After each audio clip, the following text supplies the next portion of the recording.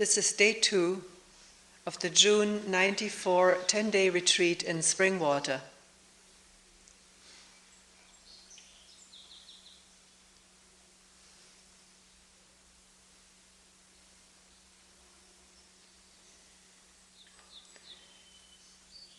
A question that comes up at the beginning of all retreats, not only because there are always new people who haven't been here before, but also that it happens with people who have been here. What am I doing here? What is the practice? What do you recommend? Do you give any practices? Or if one has been here before and has heard that there is no practice given here, am I doing right with what I'm doing? Am I making progress?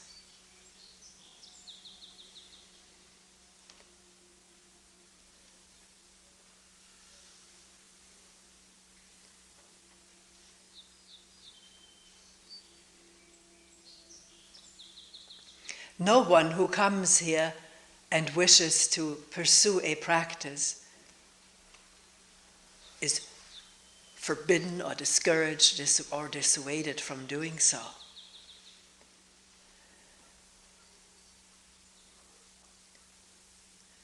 Please feel free to do what you need to do. And feel free to experiment if this is what you're interested in doing.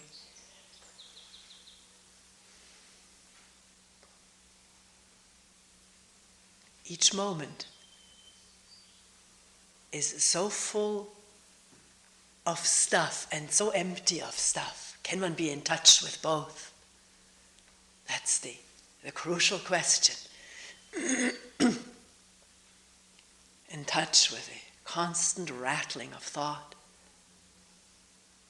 triggering feelings, connecting with emotions, and feelings and emotions giving rise to more thoughts. Thoughts of not wanting to feel this way, we went through it yesterday. Or will this last forever? I wish it will last forever. How can I get rid of it? How can I hold on to it? And then there are airplanes humming, birds singing from all directions. Which actually, if the mind is open and listening, there is no direction. There's only caw-caw and hum-hum, breathing, and maybe thoughts arising or emotions gripping the body. It's all there, this moment, of fullness and emptiness. We'll talk more about the emptiness later. So, what is there to practice when everything is here to be seen, heard, felt in an empty way, meaning taking no position for or against what arises, what disappears, what is there?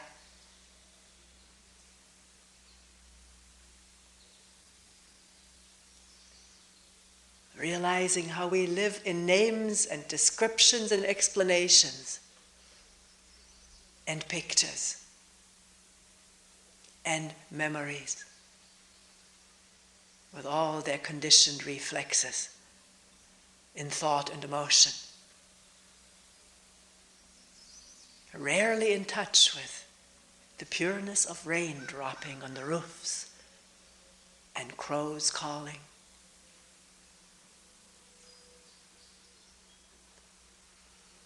I use the word crows calling or pureness of rain dripping or a fluttering of leaves, but can we see right now, this instant, that the word fluttering bird or dripping rain is not what's happening? It's also happening, the word, but the description is not what it refers to.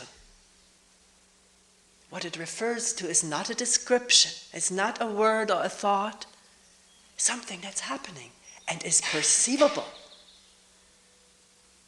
present, like the cough and the breath.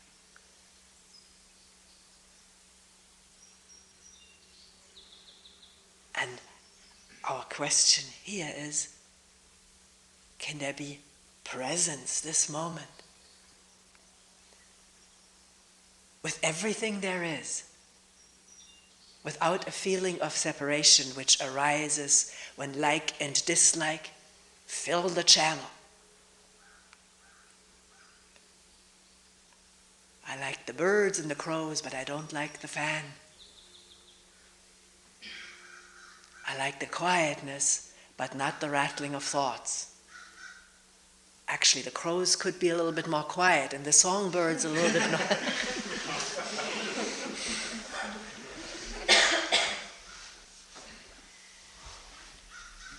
Sounds like a raucous caucus. That's already interpretation, which brings in the feeling of separation. I'm commenting, I'm good at it, I'm poor at it. I don't find the right words. Somebody else does, and all of this creating and crystallizing this separate me, the separate judge.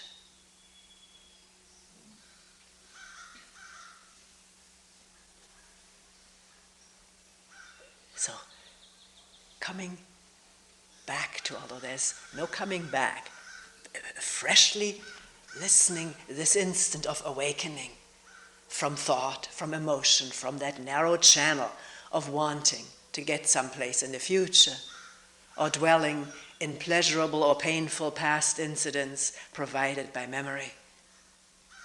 Waking up from that state of half dream. It's really not much different from night dream. We wake up into a different kind of dream most of the time, the waking dream. From the sleeping dream to the waking dream. And yet, marvelously enough, every once in a while, there is an awakening from that, a coming to. Here I am. Usually coming to arouses thoughts about, what did I do? Did I do it right? Am I progressing? I'm not, or I am. And it's just a switch of channels. From the dreaming channel to the wishing channel to the criticizing channel to the liking and disliking and preferring channel. And if one doesn't like what's there, to back to dreams about better times in the past or future. Or the magnetic pull of painful times in the past and projected future. Incredible attraction exerted by fearful, painful, apprehensive thought about what will happen to me, or to the world, or to my family, those I am identified with. Those who I am identified with may be a very large circle. What will happen to them, to me, to us? Magic attraction to worry.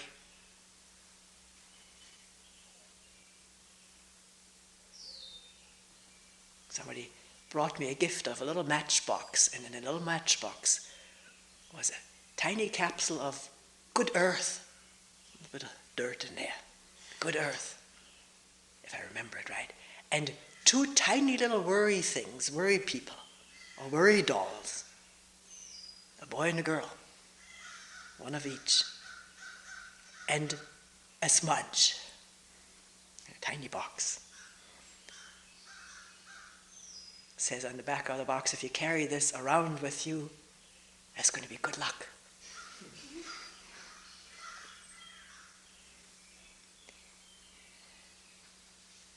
We carry these worry people with us, the worry dolls. We are the worry dolls. Based on early and recent imprints of worrisome times, painful incidents, and the capacity of the brain to carry these memories and to connect with the emotions that were triggered by the incidents, or what was associated with the incident at the time. One may not even remember it, but something that happened at the same time may now trigger all the fear and pain, worry of the past, while crows are cawing and rain is dripping.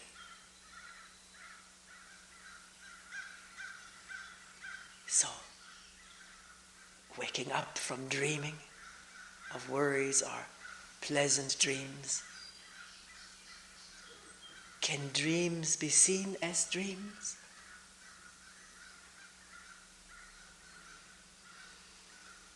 Apparently this is not easy. We attribute so much truth and reality to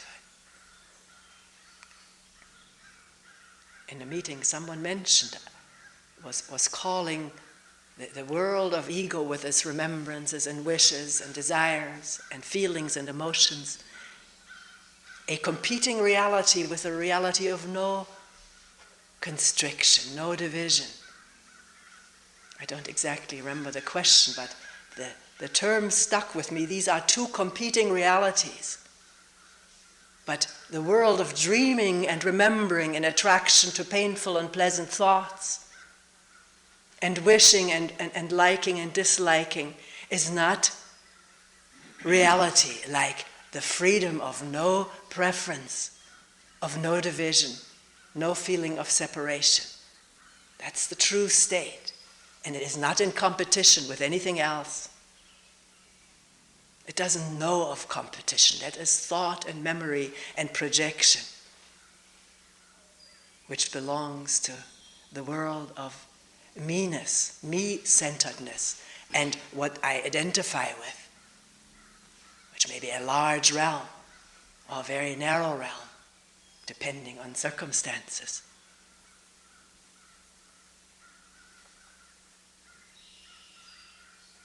So can a dream, a fantasy, a wish, a preference, a thought arising about how good I am or how poor I am, be seen for what it is? Just that.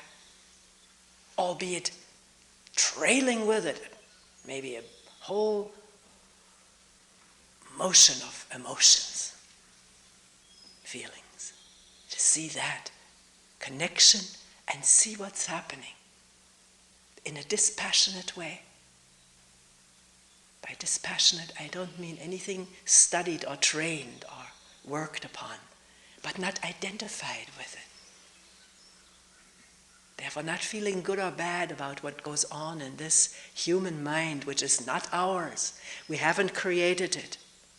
No one has created it. It has evolved over hundreds of thousands and hundreds of thousands of years. And now thought says, it's mine. I'm responsible for it. I'm bad if I have bad thoughts. I'm good if I have good thoughts. And I shouldn't have bad thoughts, which is more thought. Can that be seen? Not to be tricked and fooled and deceived by dream and fantasy and thinking, but to recognize it for what it is, instantly or by and by.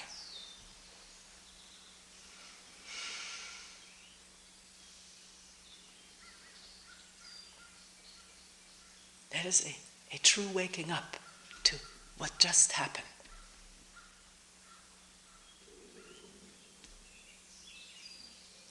And beware of not changing trains immediately from the dreaming train to the blaming train. Last carriages of which are usually depressive thoughts about my making no progress, my being a hopeless case, still always dreaming, still always thinking, still always fearing. Such contemplations and reflections have emotional impact on this organism because of the way this organism is constituted to connect thoughts with emotions and emotions with further thoughts.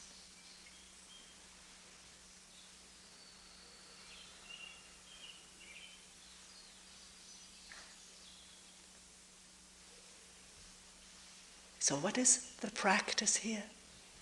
Isn't there enough to see, to wonder about? to question.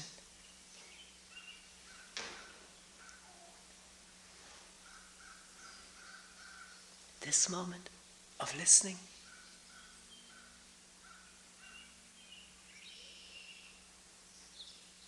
And as we hinted earlier, can this listening and questioning and wondering about all that transpires inside and outside of this organism, can that happen spaciously, dispassionately, openly, not hemmed in left and right by the image of how I ought to be, because this is what I've been attached to all my life. The good girl and boy. The eager student, the one who makes progress, or the failure, who never succeeds. These images prevent simple attention, awareness of what is there, or was there, because at the moment of coming to, the thought is already the past, reverberating as a memory. I like, I don't like.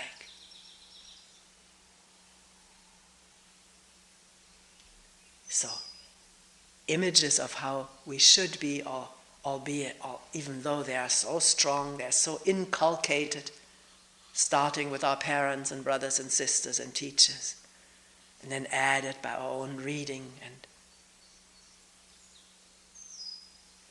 watching plays and movies. The ideal image of how we want to be, or sometimes how we think we are, how we are convinced we are. And anything that seems to prove the contrary or something different, watching some thoughts that just went on in the mind, maybe turned off, or may become a frightening thing because it does not coincide with the image. There's such a strong need to be that, to be something, that it may prevent, until it is detected, open discovery of what happens in a human being, such as what sits and walks here. All of us being basically fundamentally of the same systems, same organization, physically, emotionally. Some a little bit more of this, a little bit less of that. But we all represent all of humanity as we are constituted, and remember and anticipate and emote and fear and long. Want to be happy.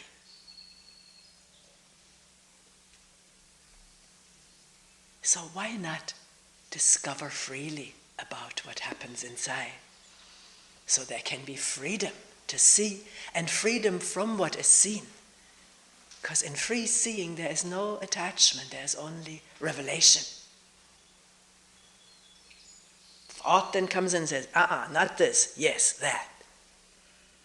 Which is based on our habitual preferences, as were instilled in us by the people we grew up with, who didn't know any better but to instill what they had picked up in values and ideas. And the discrepancy between the value and ideal of a human being and what we really are. When are we going to face it? And I'm not saying it's just a whole bunch of negatives. There are also positive sides to us, and lovingness and gentleness, kindliness, helpfulness, compassion. It all can manifest in human beings like you and me. But if I want to be the kindly and compassionate one, then I don't see hatred or violence in myself.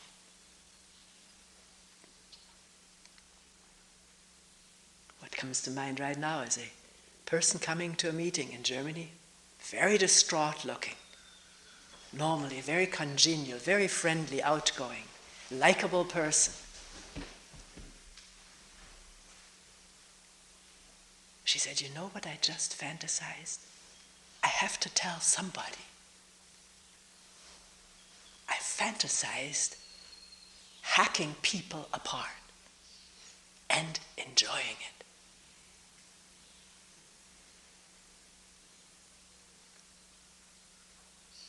I never fathomed that such a fantasy was possible in myself.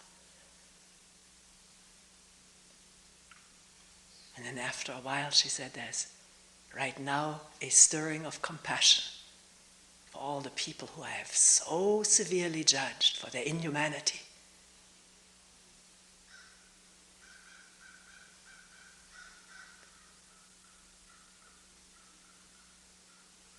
Because our actions are born in our imagination.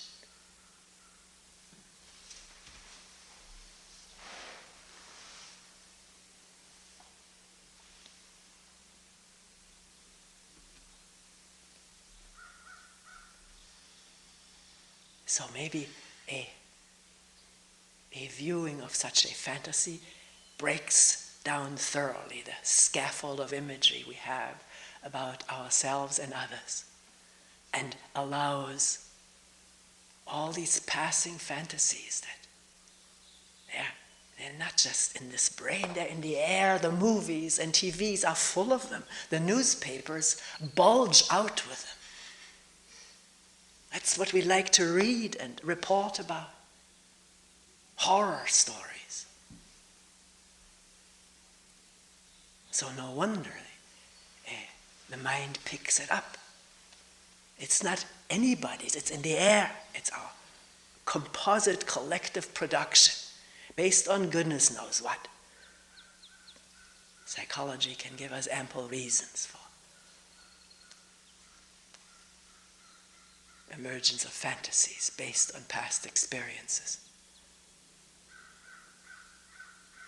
Maybe so early in childhood we don't even remember it.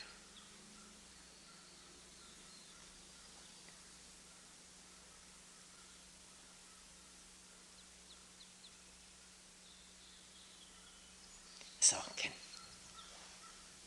fantasies, thoughts, emotions be seen without forming a new image? Oh, now I know what I am. No, we don't. When will we ever know what we are if we go by what the thoughts tell us or what the pictures depict? It's all transitory stuff coming and going, dependent on environment and history.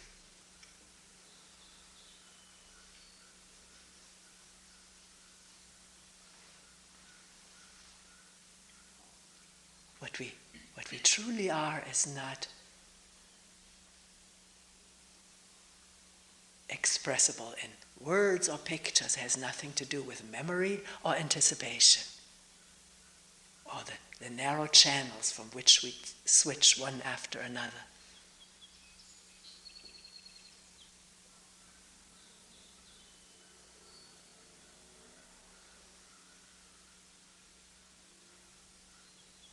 It's the space and no preference of motors humming and crows cawing, and breath flowing freely without being coerced into a pattern.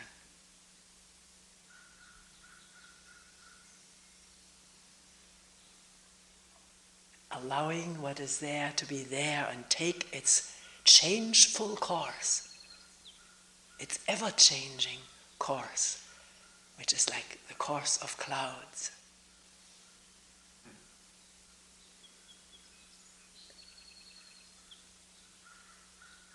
When I was a little girl, I loved to watch clouds. I still do. And I always had this feeling, this feeling of power that little children have. I can keep that picture up there. If I really concentrate on watching it, it cannot possibly change because I'm watching it. But then I wasn't watching it for a moment, it had changed.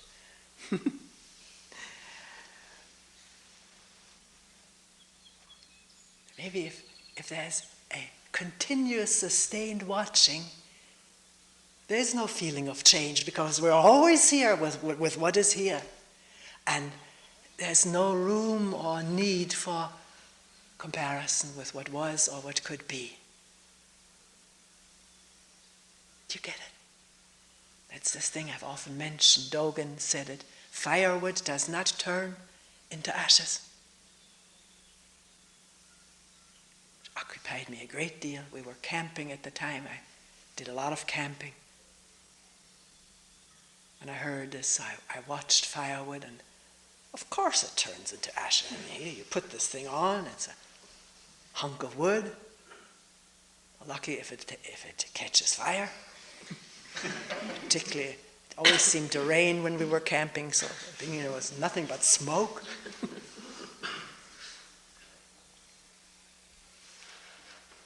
And this thing turned black, and then gray and red and golden, and eventually just silvery ashes with a few little bright embers, orange embers. But try it out too. Maybe you've already done it. I've often talked about it. Watch it without lapse. And then it's always what it is. It's not what it was. It's not what it will be. It's always what it is. And that's what it is. And that's what we are.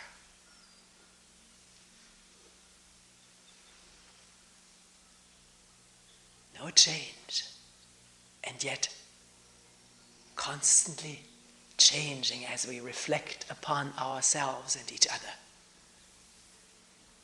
And yet the watching, the listening, the openness is unchangeable.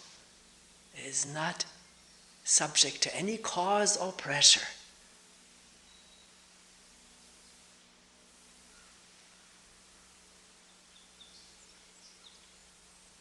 Is the listening of wind and birds and motor hum and breathing, is that different than at the beginning of the retreat when there was listening? Maybe in the beginning there was no listening, and if there's listening now, then that's a different state.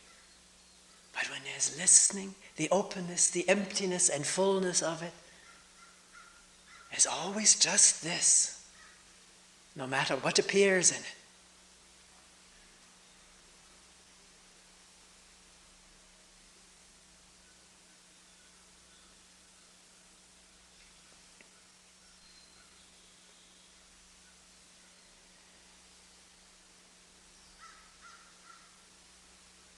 Somebody was asking,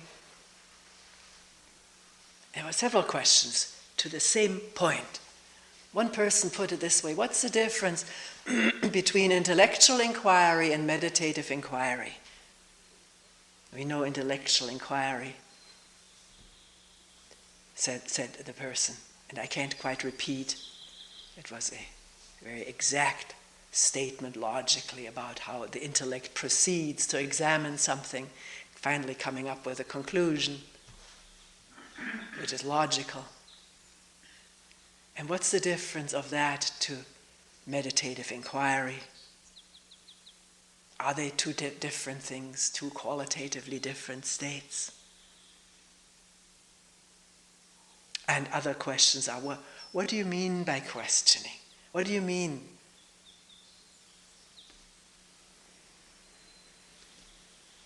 By saying, let's question this, or this, everything needs to be questioned. Sometimes someone will add, I don't feel like questioning. I just want to sit quietly.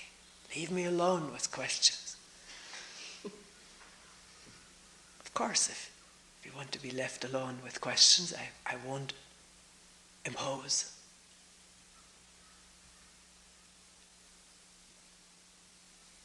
But I can still question it. Either together or alone, in sitting quietly without a question. Is that the state of not knowing? Or is everything that happens labeled and known? Then it's not sitting quietly. There's work to be done, to know everything, to label everything, to sort of categorize it in what is remembered from the past, which is involved in recognition. And watch it with knowing something. Almost inevitably in that state of mind comes liking it or disliking it. They seem to be wedded. Knowing, labeling, and liking or disliking. Affinity or the opposite.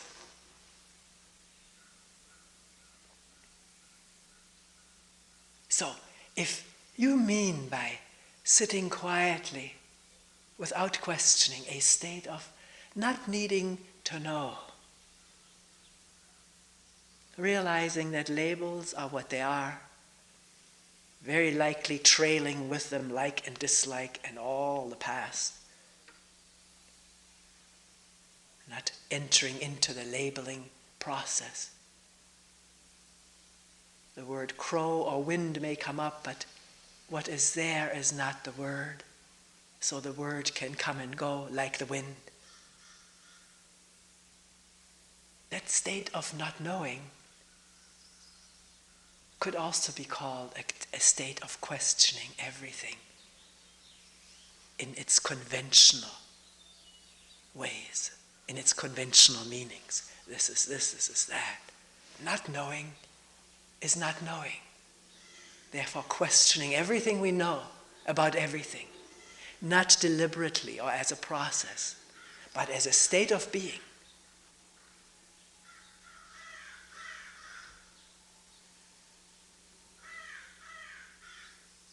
Doesn't need to have a formulated question hanging in the mind. It's just this permeating state of what is everything, what am I? Open, freshly, unknowingly to what's really there.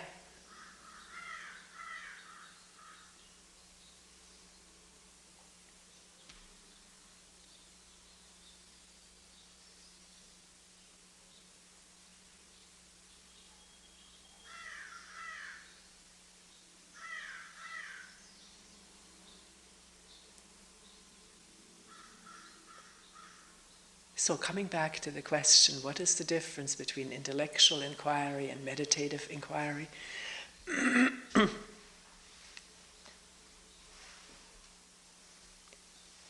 Normally, intellectual inquiry is intellectual process only.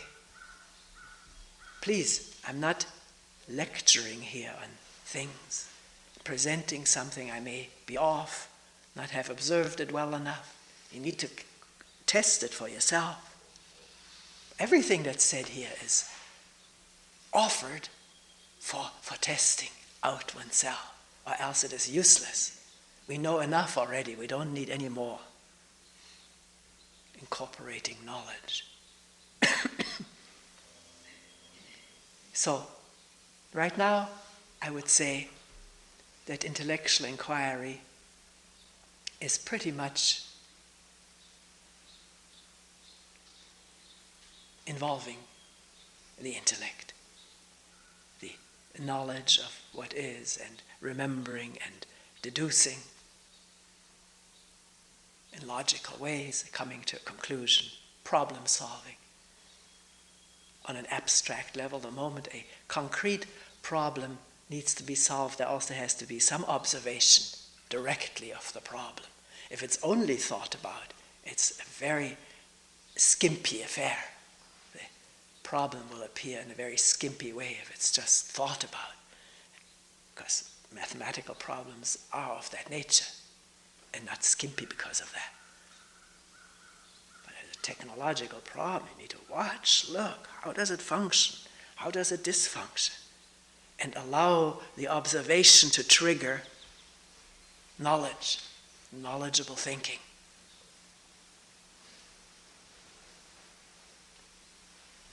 One person said, I don't think that intellectual inquiry and meditative inquiry are so different from each other or separate. I can't accept that. I rather see them as one whole functioning. And in looking at it, as the person was saying that, yes, it makes sense, because very often if we want to get to the root of something in ourselves, our pain, our fear, our insecurity, yesterday we asked that, what is insecurity? The intellect can be very helpful, at least at the beginning, to really question and suggest, propose hypotheses. Is that why I'm afraid? Because I'm so afraid of losing face with my friends, or becoming an outcast, or being punished, or losing my job or family, my lover, my possessions. Is that why I'm afraid? One question, I'm bunching together a whole lot of them. One can go through these questions one by one, and then once the question has been posed by the intellect based on what it knows about one's attachments and tremblings, fears and tremblings, then to be quiet with this state that we call fear, and see what answer bubbles up, if any. And there may be the answer, yes, it's partly because of that, but that's not the whole story. I'm still afraid. So then is it because of this? And getting deeper and deeper, scaling off, peeling off all the layers of superficial and deep fears. Maybe arriving finally at the question, am I afraid of dying, of not existing, of not continuing? Sometimes there's a resounding yes to that question. And the question can come right back, why am I afraid of not continuing? Or what do I want to continue? And so sort of using intellectual questions to sort of, like a machete, a way through the jungle.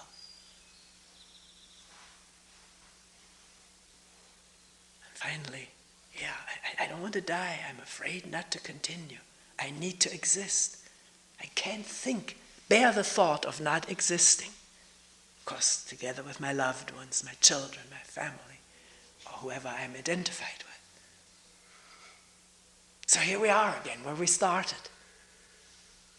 Why am I afraid? And this thing is there, it's bubbling. It's permeating the organism, the organs, the tissues, muscles, glands. Maybe from why is it so, the question will shift to what is this anyways? Giving me such a hard time, making me feel so unstable, so unsettled, so unfocused, so inattentive, so absorbed in this capsule I call fear. What is it? And then be quiet.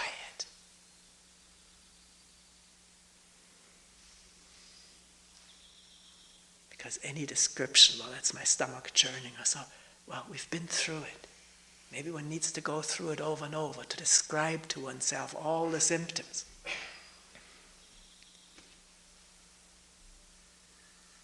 But the description, the explanation, will not do away with fear. Will it? Something else has to happen.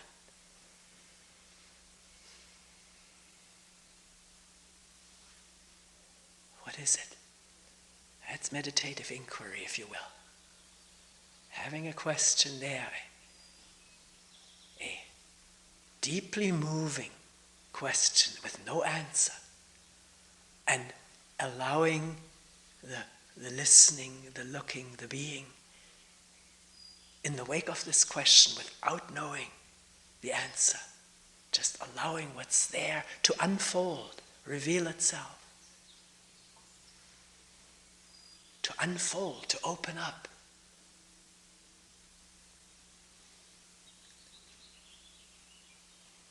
In the presence of what? In the presence of, is that possible? Of dispassionate being? The question, the wondering, is that the dispassionate being? which is sort of like the eye of the hurricane, which is still, no movement in the eye of the tornado hurricane.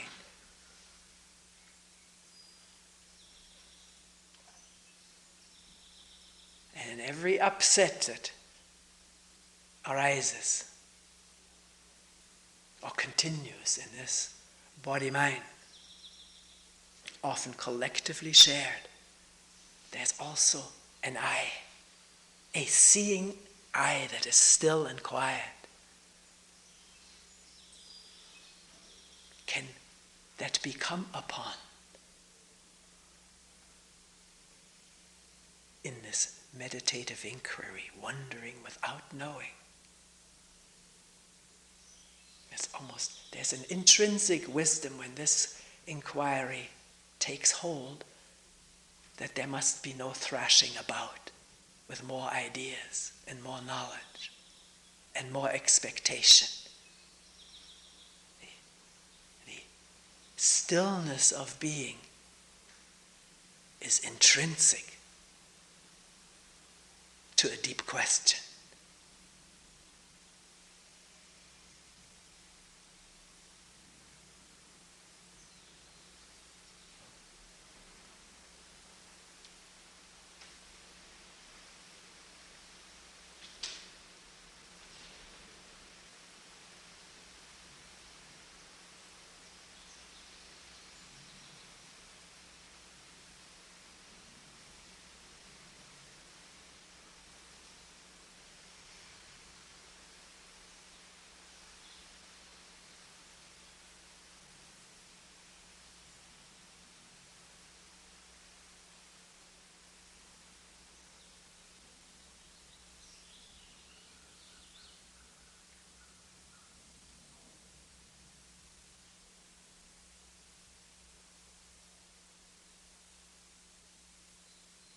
So what is fear? What is pain? What is everything? What am I?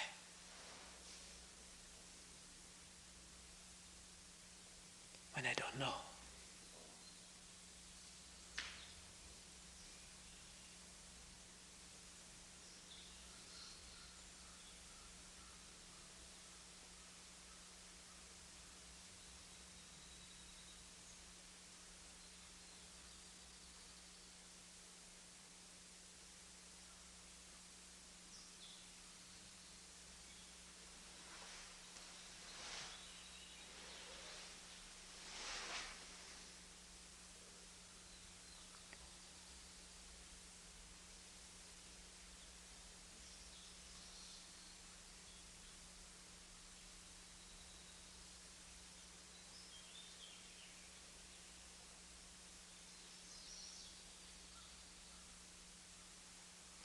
We will end here for today.